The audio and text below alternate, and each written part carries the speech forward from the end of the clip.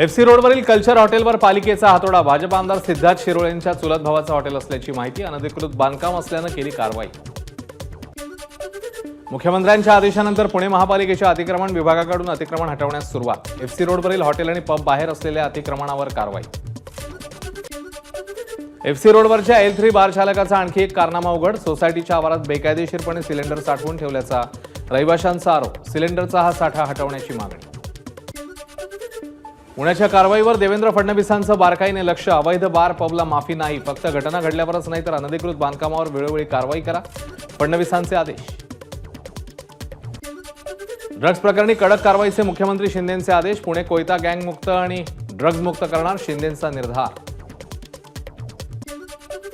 Pune Porsche car अपघात प्रकरणातील अल्पवयीन आरोपीला हायकोर्टाचा दिलासा. जामिनानंतर पुन्हा ताब्यात घेणं बेकायदेशीर असल्याचं हायकोर्टाने म्हटलं. बालसुधारगृहाच्या कस्टडीतनं तात्काळ मुक्त करण्याचे निर्देश.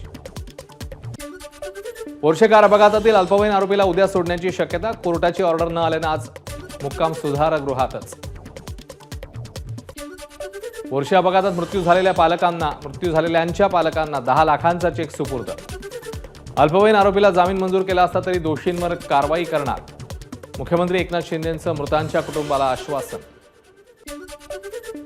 पुणे L3 हॉटेलमध्ये ड्रग्जचं सेवन करणारे दोन्ही तरुण पोलिसांच्या ताब्यात. नितीन थोमरे आणि करण मिश्रा असं या तरुणांचं नाव. दोघांनाही 29 जूनपर्यंत पोलीस कोठडी. शेतकऱ्यांना पीक कर्ज देताना बँकांनी हात आखडता घेऊ नये. सिबिल स्कोअरची सक्ती करता येणार नाही. मुख्यमंत्र्यांच्या सूचना. पीक कर्ज देताना सिबिल स्कोअर मागू नका. नंतर FIR दाखल झाल्यास आमच्याकडे येऊ नका. देवेंद्र फडणवीसांची राष्ट्रीयकृत बँकांना तंबी. विधान परिषदेतल्या एका जागेसाठी काँग्रेसमध्ये अनेक इच्छुक. माणिकराव ठाकरे, नसीम खान, मुझफ्फर हुसेन, दयानंद चोरगे, संध्या सवालाखे आणि सिद्धार्थ हत्ती आंबिरे यांची नावं चर्चेत. मवियातील प्रमुख 3 पक्षांसह माकप, सपा, शेतकरी कामगार पक्षाची लवकरच एकत्रित बैठक. जागा वाटपात घटक पक्षांनाही स्थान देणार. शरद पवार गटाच्या वरिष्ठ नेत्यांची माहिती. मंत्र्यांच्या 36 बंगल्यांसाठी पाण्याचं आणि विजेचं बिल तब्बल 52 कोटींच्या घरात. मार्च 2017 ते 23 पर्यंत बिल थकीत असल्याची माहिती.